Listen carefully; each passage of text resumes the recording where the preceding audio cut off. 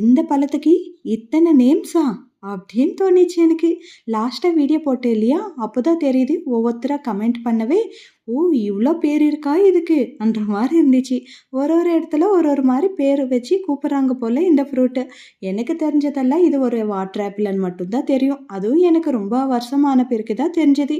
எனக்கு ரொம்ப வருஷமான பிறகு இந்த வாட்டர் ஆப்பிள் சாப்பிட்றப்போ கொஞ்சம் கவனமாக பார்த்து சாப்பிடணும். பார்க்குறீங்களா எவ்வளோ பெரிய பூச்சி இருக்குன்ட்டு.